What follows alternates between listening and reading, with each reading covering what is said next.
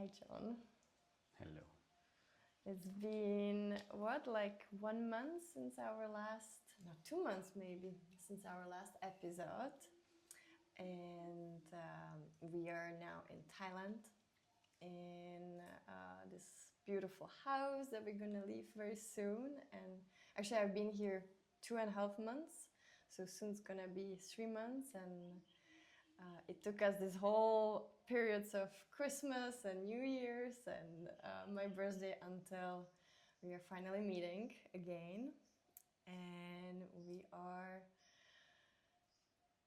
finishing the season that we started to talk about different pillars and topics of our embodied leadership journey. And the reason I'm introducing all this is because I just want to go straight into the question that I have for you. And so maybe my first just question is how do you feel, what's shifted within you since last time we spoke in the US at your parents' house?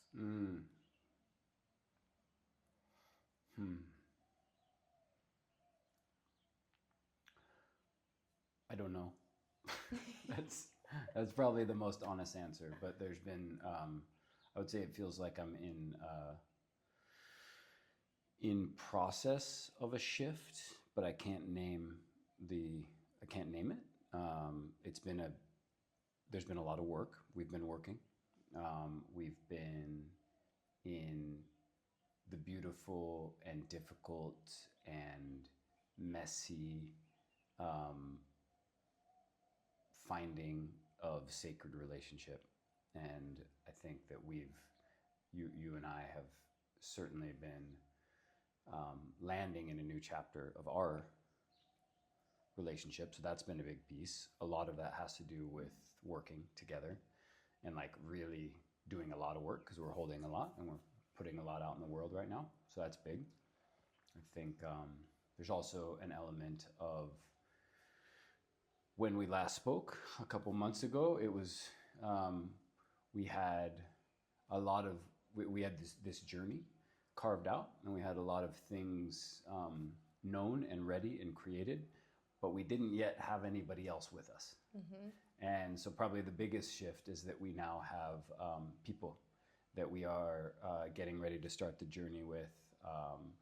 We have the technology that's coming together. So there are lots of moving parts, and there are people that are on the journey with us now. So that feels like probably the biggest shift. And there's both the beauty and the weight of that I think is here. Yeah, that's so true. Like we sort of have like a family suddenly, and we're at the very threshold of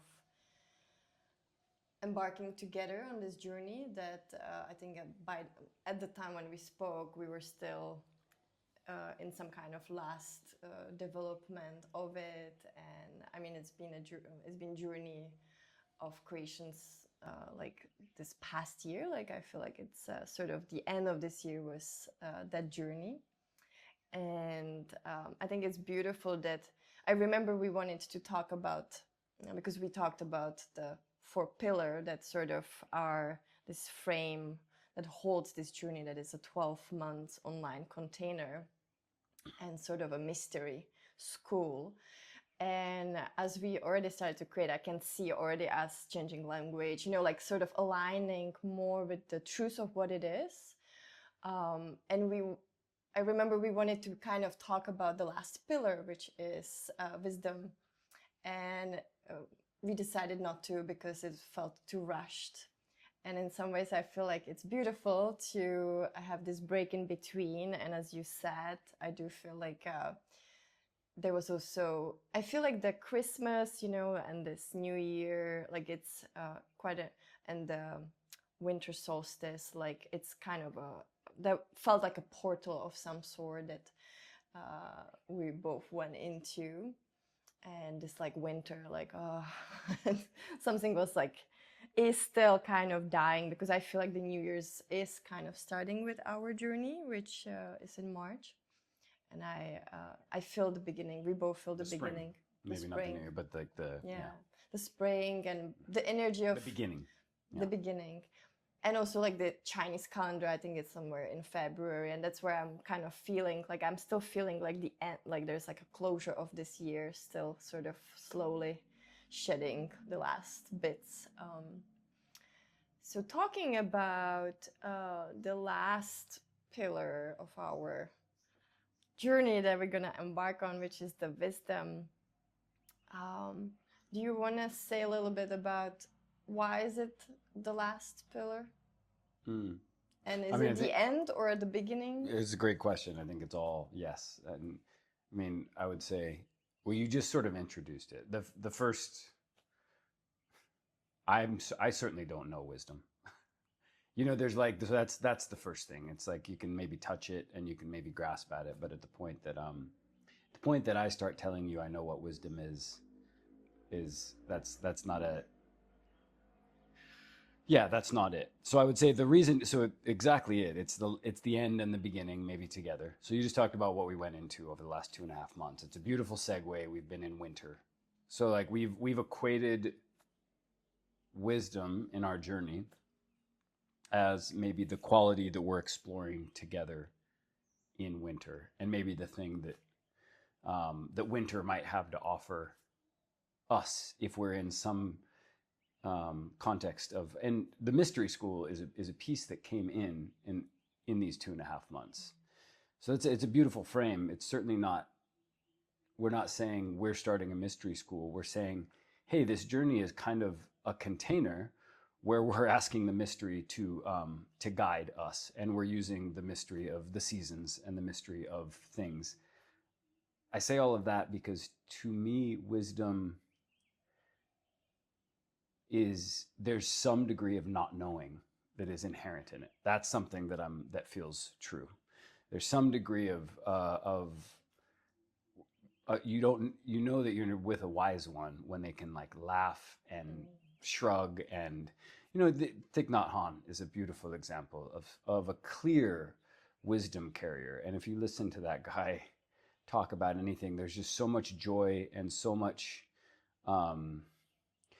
what comes through his transmissions are, it's not like this is what it is. It's sort of like, yeah, here's what I've experienced, and I don't know. There's sort of an not knowing all the way through. Yeah.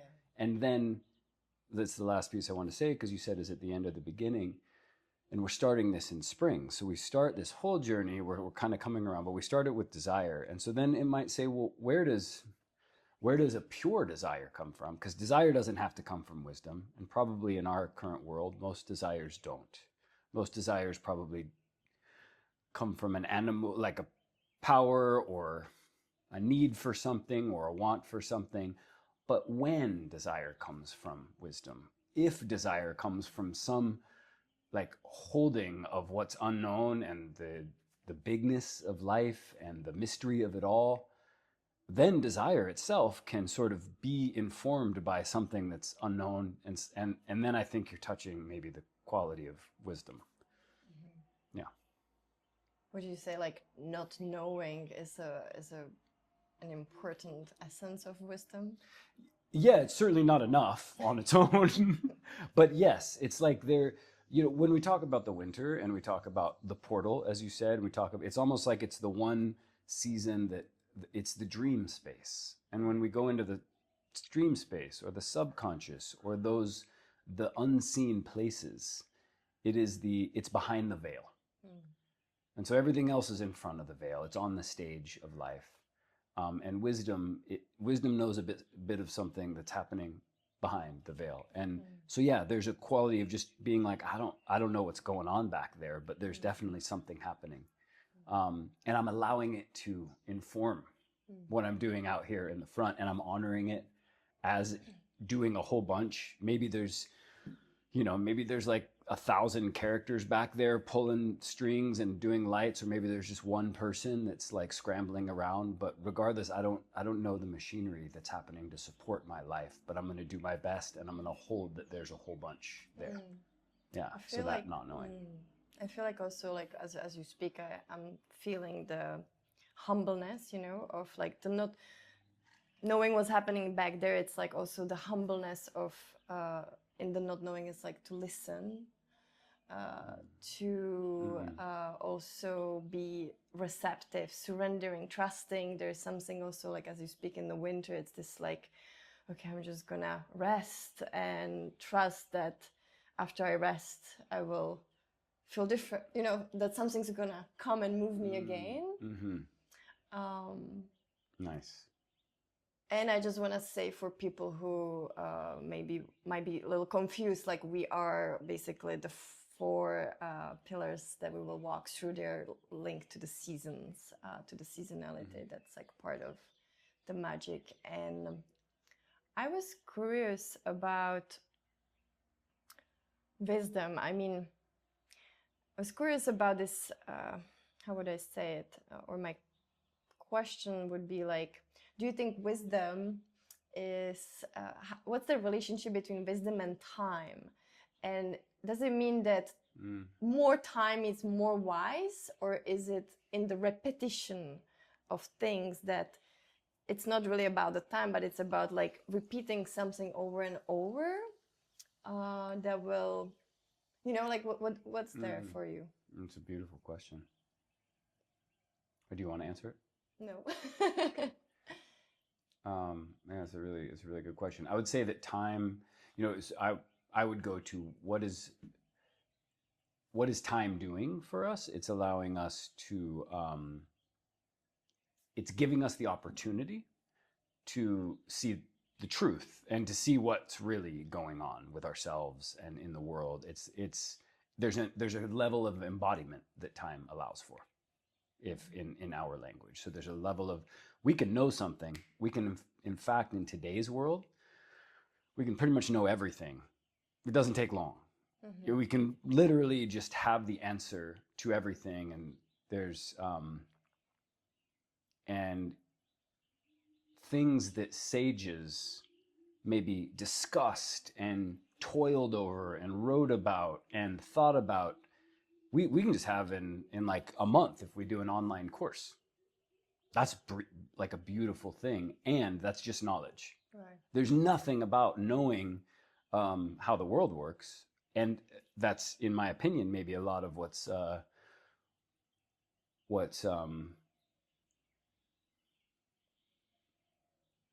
it's not the word wrong, but a lot of the pain and dis-ease that we see in our culture is a result of knowing things and then thinking we have them. You know, it's like, because I know something, I can do it. Because I know what leadership is, I'm a leader. Because I know how, you know, like how physics work, I'm a master of my material reality. So then what time allows for us to do is to embody that knowledge. And when we embody it, we sort of boil it down to its essence. And we realize a lot of what we knew was kind of bullshit. You know, like at least how we thought about it, but we can then feel the essence of it. And that's then, I think, why we attribute wisdom to elders. But the wisest being I've got to encounter would have been my daughter when she's like in these moments when she's 2 or 3. And it's like, she's not even, there's something that kind of comes through. And so wisdom for me, but she's not wise. She's an 8-year-old. She just turned 8. Shout out to Willa. But she's not like a wise one that's just carrying wisdom all the time. But there are these moments when she's spoken wisdom to me and I can hear the voice and I listen because I'm like, whoa, there's something there that I need to hear. So I don't think wisdom is only something, but maybe those that have worked with time in a way and have like cultivated it, it probably takes for you to hold it and to be able to transmit it. Yeah, I think it's something that takes some years, and it really probably takes a lot of falling and getting up, and that's kind of what humbling is. I don't think it's something that we just you don't get to read about wisdom in a book and then say you have it. It's something that you come to and you kind of meet, because a lot of your ideas about the world kind of fall away and you realize your youth in it. It's beautiful.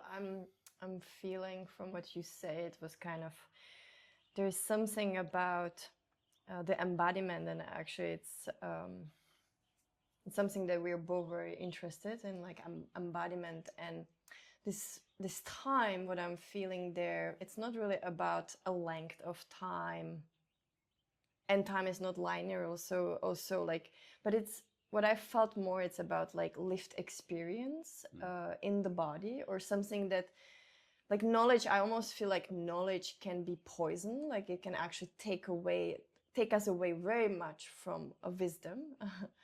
And I feel like somebody who's working on a field might be very wise, because his lived experience is being with the nature every day, and he's just part of it. And so the transmission is going through the lived experience. And then there's something about like, there is something about repetition, like the cycles. Also, like you speak a lot about like the cycles, and then we know that after these 4 pillars, and that we go again, and there is a repetition, there is spirals, there is cycles in this universe. And I feel somehow that's also the wisdom of why the cycles. Can I ask you a question? Yeah. I wonder if it's beautiful. It's coming, one, lived experience. That feels like it's getting really close. So that's what your language, and that feels true. And then I wonder if maybe you could talk about the cycles. Like, I feel that there's a certain kind of wisdom that you bring to me and to my life. And I can feel your journey. There's been a lot of journey, but one of the ways you've come to that wisdom is your journey through the dance world at a young age for like a 10-year period. And I wonder if you can talk about what would have happened if you were a dancer for like a year or 2 years, And so I wonder if that's where, because I didn't have an experience where I did the same thing again and again for that many cycles, especially at a young age. And that feels like it carved you into something like it.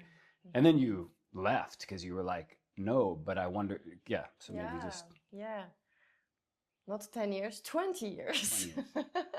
But I'm feeling really, but it's more like, it's like, if I say it about masters, masters of Tai Chi, or there's something about repetition. So I think repetition cycles, it's like you doing the same thing, but it's never the same thing.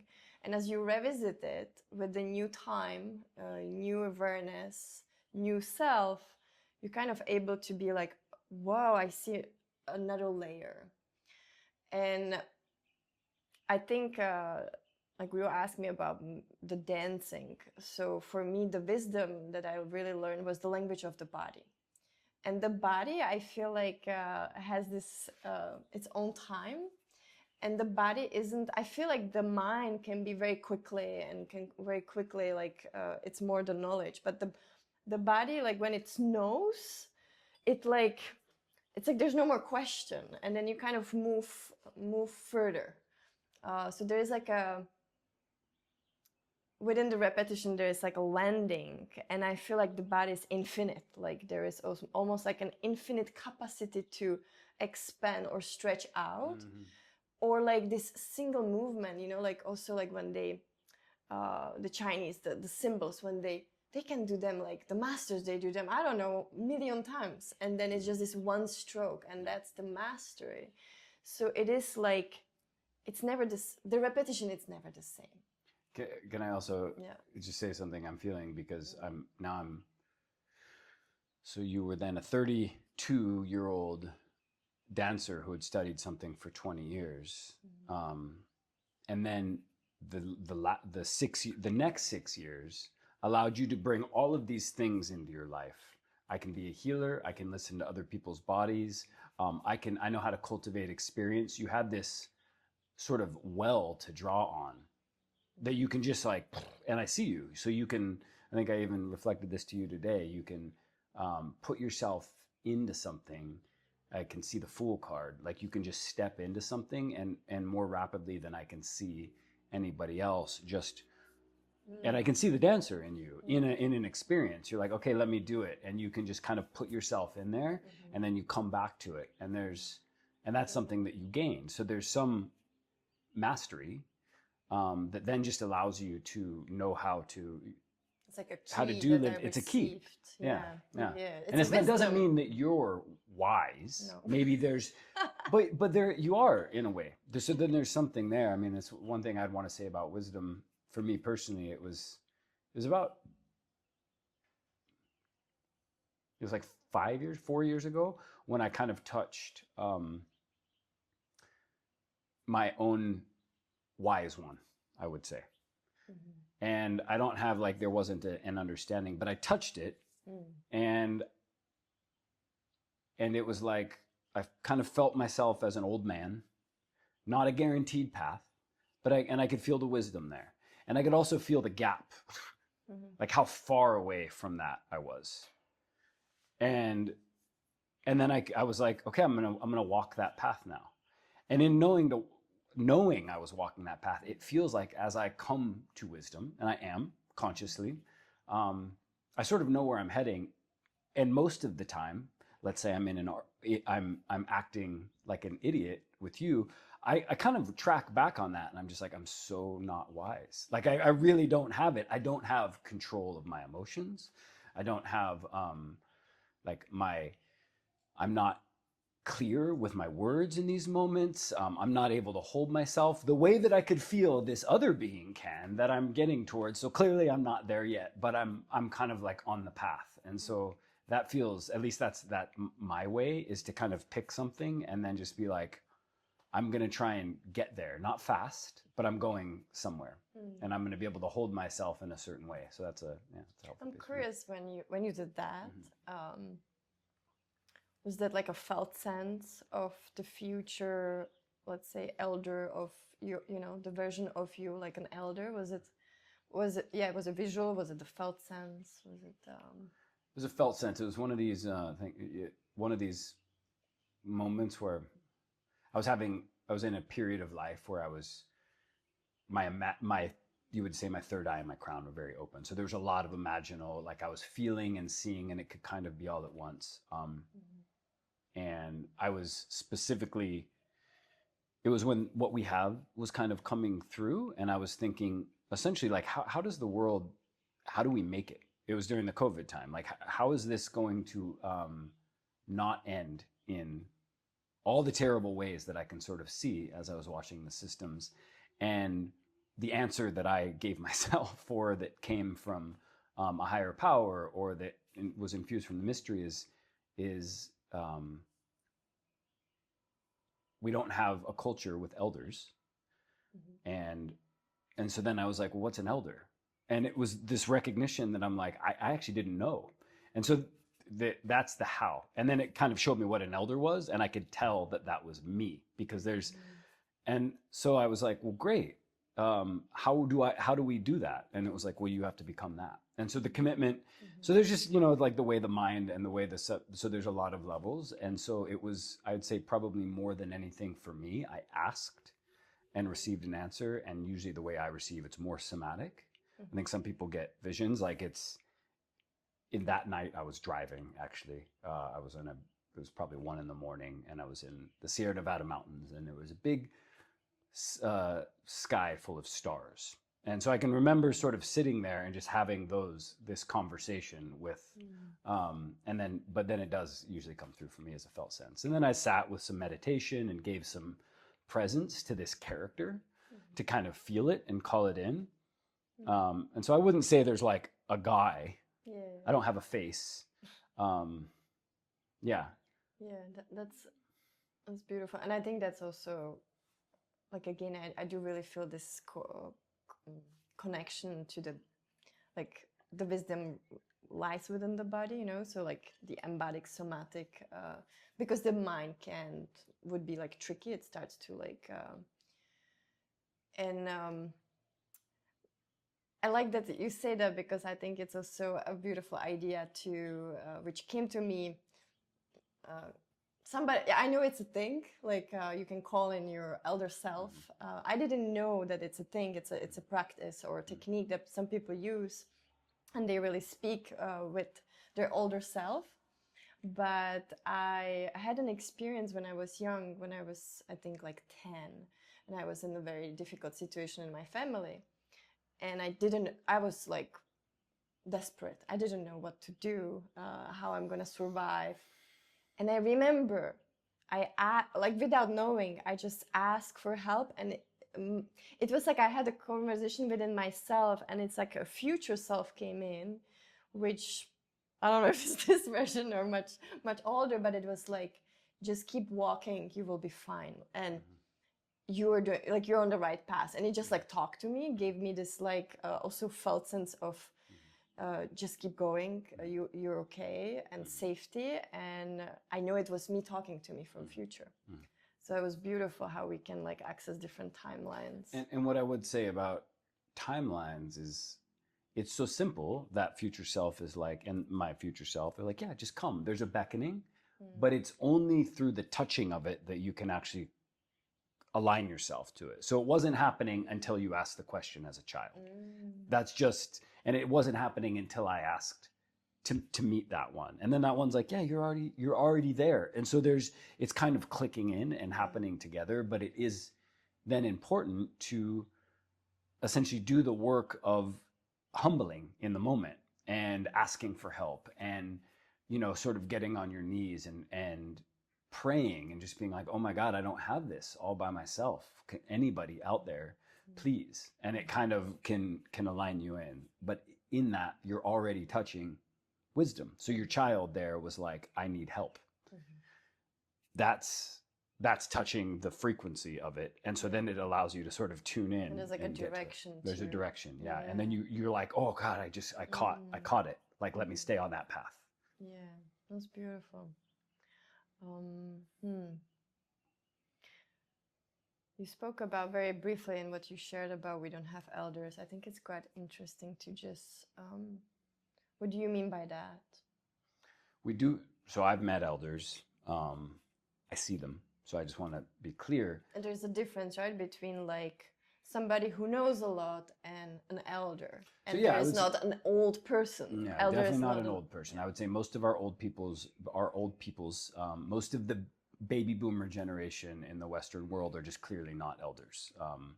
That's a truth that is pretty inarguable. And I don't want to try and give much voice. That's just a fact. I think you can see it on the world stage. You can see it in our companies. You can see it in all the places, to no fault of their own. They're called the baby boomers. It's like babies in the title of that generation, right? And and so yeah, I don't think to be old does not mean to be an elder. An elder is something like a wisdom carrier. When we think elders, what we see is elders like indigenous, and those beings exist. And why those cultures still exist is because those beings exist. So then what the elders been doing when we were in Peru, what the Quechua elders have been doing is holding a frequency and a culture and passing it on to children, and then the children become elders. And not everybody does that, but there's a sort of unbroken line. And so they know what they're doing, which is why when we went to Peru, we knew we were coming back, because there's a through line that's over 10,000 years old that you can just feel, and there's something held there. But those Quechua elders, they don't know how, they're not of the Western world. They're holding the Quechua culture. So when I touched, I am not Quechua. And when I'm asking the question, how do we survive this? What those Quechua elders are praying for is that we privileged Westerners figure out how to become elders so that we can hold our world in a way that they can hold our world, because they don't have the tools, they don't have the resources, they don't have the positions of power, and they never will, because they don't have the mind, and they don't have the like colonial history that we have in our blood. So in that, it's my responsibility to find out what it means to be an elder with all of what I have, which is a whole bunch of privilege, and it is in a Western colonized culture, and it's that culture that doesn't have elders. So we've sort of lost the elders, I think, a long time ago in a lot of different ways, because there's been a lot of victims, I mean, just over thousands and thousands of years, it's just been colonization, control, war, kill, dominate. And so we don't, it's just a breaking of all of those things. And so I think we are in a moment, I believe, that we are being asked to become the elders that literally don't exist of that culture. And so to pull something in, not to say the culture's not dead and the culture's not at fault. It's that we need to figure out how to hold ourselves and hold our culture accountable and do something for 20 years, not for 1 or 2, and do something for the future generation. And that's another point of elders. Like, elders don't care so much about themselves. Like, they're not so interesting to themselves. They're like, the kids are more interesting. I'd like to hang out with them. So I think so we're becoming the famous quote of like, be the change you want to make in the world. It's like that the change that's needed is a culture of elders that hold something more than themselves, that don't try and dominate so that they can get something for them and their family, that actually try and create something so that all of the rest of life exists and goes forward. No, I think that's very important to just become aware, like this fact. I'm gonna wait until you do that because the sound is always very much in the mic. I think with that, I'm wondering also, there's something about, so the fourth pillar, coming back a little bit into why we're talking about wisdom and our creation ahead, or our journey ahead, and learning all about it, not knowing where we get. Learning together, where we will embarking on the journey. There's also something when you talk about elders, I feel like in the fact that they're culture keepers, and there is a responsibility of some sort, and they're really less concerned maybe about themselves and more concerned about the future ancestors and the past ancestors. So there is like wilder awareness, and they're also, I feel like, very connected to land and earth and time and other beings. But there's also something about, like, I feel almost like they're also leaders in some ways. No, would you say, like? Yes. Because they, I would say those are the embodied leaders that we're trying to come. It's like there's an elder.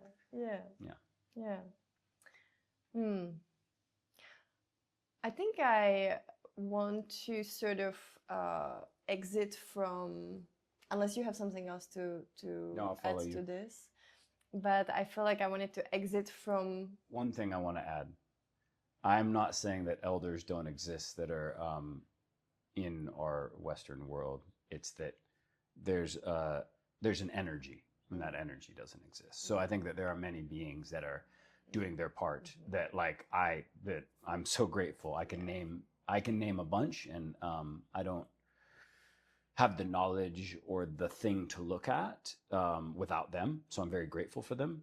And they're trying to do something.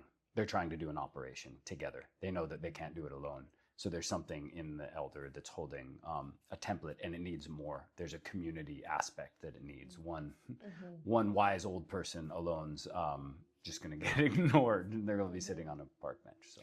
No, and as you say that, I feel it's a lot about actually the younger generation, or like us, not like within the. Like for me, I don't grow up in a culture where they're honored. Elders are honored. It's not that. It's almost like, we said that elder doesn't mean necessarily an old person, but there is still something about like elderly people. Yes. They have a wisdom of 80 years of their life. Yeah. We treat them terribly. Yeah. And a lot of people know that when they're going to be old, they're just going to be this piece of trash. Mm-hmm. And so this is how we so it's almost like it doesn't even give this space for a lot of elders. And then I feel like then there's this very lonely beings that are very wise, but they're not honored. They're not fully, they don't have a place in our Western culture. And that kind of thing wouldn't be able to exist if there was that through line of an elder. Yeah. And that's exactly it. There's so many broken, just simple community and family dynamics that allow our culture to persist and pillage the earth and pillage all the neighborhoods and pillage our own neighborhoods and pillage other people's neighborhoods. It couldn't exist if we had that frequency, because an elder's gonna they're gonna slap the president and just be like, like, get your shit together. And there's a part that they play. Yeah. I think it's like a big topic that we could go into. I just sort of, when you talk probably about we it, should invite some elders on. Yeah, we definitely, I feel very young in many ways, but but we're doing our best. We're doing our best, and I wanted to sort of take it out because I know that it is an important piece to talk about. Thank you. But I think I wanted to close sort of the focus on the embodied leadership journey and the fact that we talk now about wisdom, which this season of episodes is all about. And I think I want to just like make a little peek into the new season and sort of be like, without talking about what's because we don't know, but I maybe will ask you, since we talked about the 4 pillars, the cycle we're gonna go on, and it's gonna become part of our life, also part of our community, and who knows what else is gonna be burst through this. But if let's say now we are really finishing this year and we're sort of in the winter wisdom, and we're gonna step now into the new season, what's your desire? What would you like to, where would you like to meet me for this new season? It can be simple, we'll see anyway what happens, because we always meet in the moment, but. Yeah, thank you. I think I'm excited to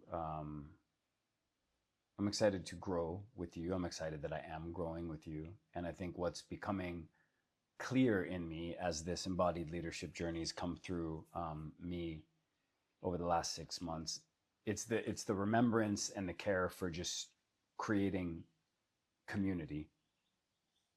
But it's exploring what community is, and really at some level community is just community of life, community with chickens and horses and trees and each other, and our loved ones and our kids and the elders. And so there's something about relationship that's really turning me on right now, and just what is relationship.